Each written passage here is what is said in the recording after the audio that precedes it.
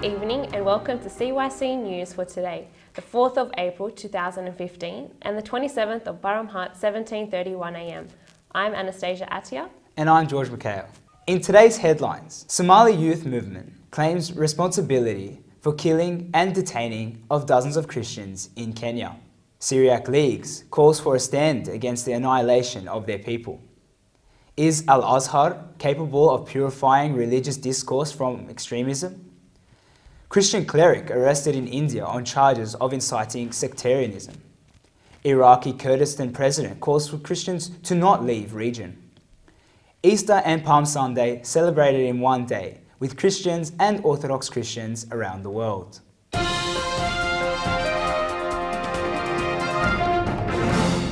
To our top story, where the Somali Youth Movement claimed responsibility for an attack that targeted a Kenyan university on Thursday and killed over 140 students, of them 14 Christian students, according to the Kenyan security source.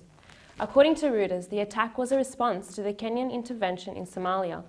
The Islamic extremist movement said that it had released Muslims and killed some Christians and detained others as hostage. The source added, "We find difficulty to enter the campus because some of the attackers are on the roof of the building and open fire whenever we try to enter." Sheikh Abdulaziz Abu Musab, a spokesman for the military operations of the movement, said, "We released the Muslims. There are many Christian corpses inside the building. We detain a large number of Christians alive. Fighting is still ongoing within the college."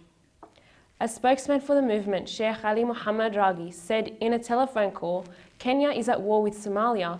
Our guys are still there and fighting the enemies of youth movement." The Red Cross said the insurgents detained an unspecified number of students. The Somali Islamic Youth Movement is a Somali political Islamic movement which is active in Somalia. It is affiliated and linked to Al-Qaeda, led by the Egyptian Ayman al-Zawahiri. The movement, which was founded in early 2004, was a military wing of the Islamic Court Union, which was defeated from the forces of Somali intern government. The Syriac League has stressed in its regular meeting, under the chairmanship of Habib Afram, that a stand must be made against the annihilation of our people, and there must be a call for political solutions to protect diversity and plurality, especially in Iraq and Syria. In a statement released on Wednesday, the League stressed that what has happened in Syria has surpassed destruction and war, as fundamentalist forces are targeting all that is related to Christianity. What is the message when some call for the liberating Idlib, and then execute an old Christian man, Elias Naguib, and his son Nael, and kidnap Father Ibrahim Farah, a priest of a Roman Orthodox church? The League emphasized, will 1,000 or 1,500 Christians be displaced from Idlib to repeat the process of the eradication of Christians? The situation of Christians in Syria is not much different from that of the Christians in Iraq, especially since the start of the protests against the President Bashar al-Assad's regime, which soon turned into a civil war in which Al-Qaeda and Islamic State influence has grown. The call by a number of Egyptian writers and researchers has asked for the need to develop Al-Azhar's educational curricular questions. The ability of the Islamic religious institutions in Egypt and the Arab world want to purify Islamic religious discourse from extremism, intolerance, accusations of infidelity, and killing. Speaking to MCN Samahaid, an Egyptian researcher, added that parts of these textbooks have been deleted because they were catastrophic, but Al-Azhar does not criticize or deny these. In his speech before the Arab Summit in Sharm el-Sheikh, Egypt, Egyptian President Abdel Fattah al-Sisi said, "We desperately need to activate the role of religious institutions and also need to purify the religious discourse of intolerance, extremism, and militancy. We need to establish a concept of modern state, urge for the protection of all Arab components, and recognize the value of cultural and human heritage as a whole." Ahmed Abdel Tawwab, Egyptian journalist and writer, pointed out that reviewing these books should not be the responsibility of Al-Azhar alone, but all institutions concerned with education in Egypt should be involved. It is more useful to entrust a national community of experts to carry out this process. Al-Azhar stated several months ago that the Islamic State members are not infidels, even if they have committed killings and beheadings of innocent people. Azhar stressed that the IS affiliates believe there is no God but Allah, which is the main evidence of faith, no matter what mistakes people commit. This raises a question about the feasibility and the ability of the largest religious institution in Egypt and the Middle East Al-Azhar to renew the religious discourse and face the ongoing violence and extremism in Egypt and the region. Over to India, where the pastor Paul Augustine, coordinator of the International Council of Christians in India, was arrested on Monday in the city of Srinagar, a subsidiary of the Indian state of Jammu and Kashmir, during preparations for Sunday Mass on charges of inciting sectarian clashes. According to Asia News, the Jammu and Kashmir police, accompanied by some Islamic thinkers, raided the church while the pastor was holding prayers and drove him away. Father Augustine was arrested under Article 152 and Article 295 of the Penal Code and Criminal Code enforced in this Indian state. The Christian community across India expressed concern for the life of the priest because the charges against him are not true. Sajan George, president of the World Council of Christians in India, said in an interview with Asia News that the tiny Christian minority in India is struck between a rock and a hard place. The law of the majority prevails, and will of the large number is imposed to keep the practices and beliefs of the minority under threat.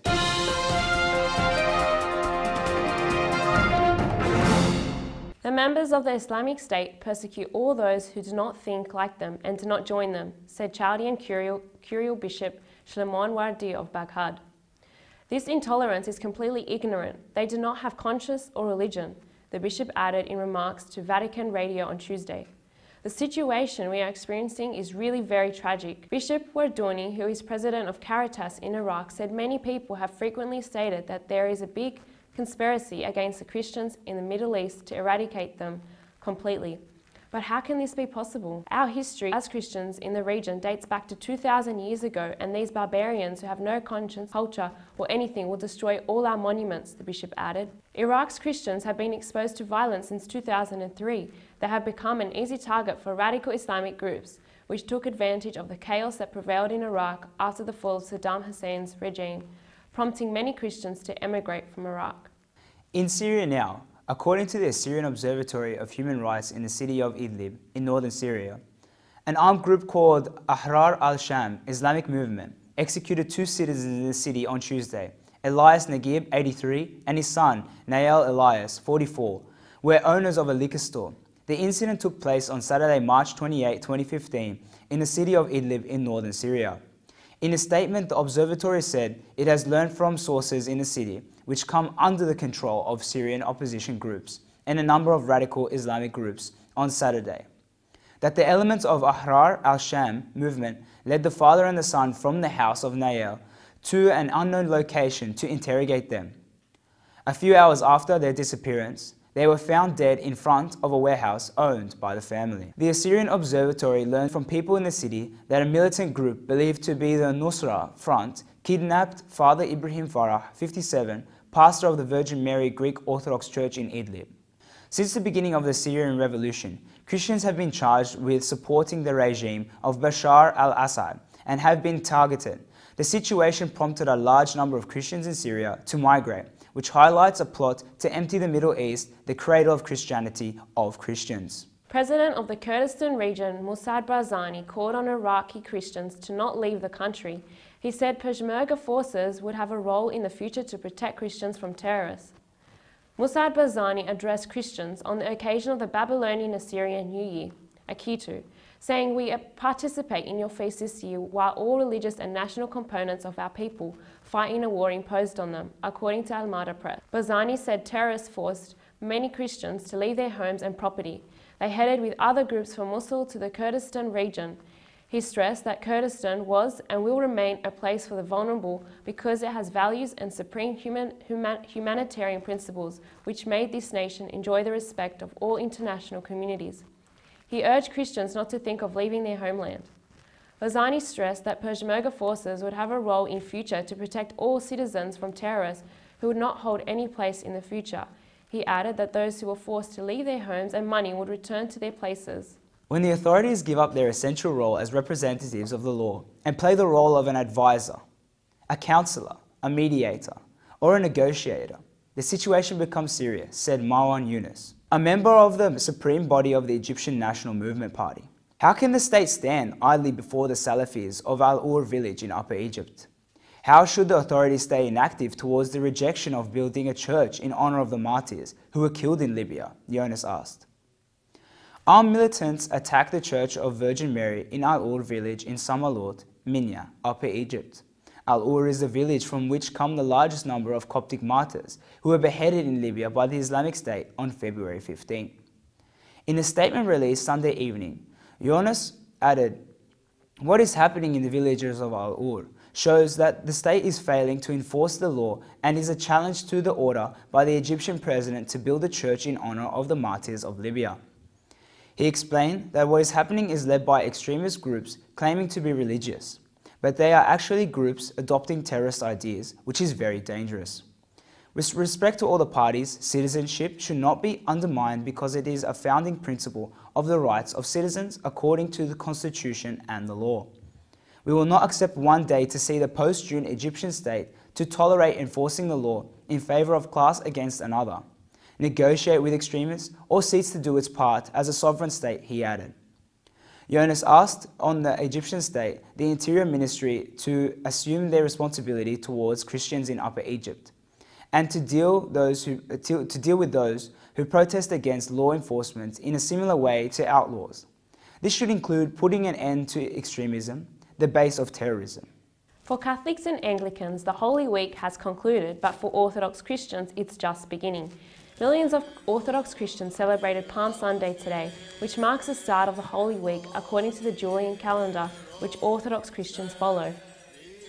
Adorning their churches and weaving memorable symbols with palm branches, Orthodox Christians are reminded of the joyous celebration when Jesus entered Jerusalem.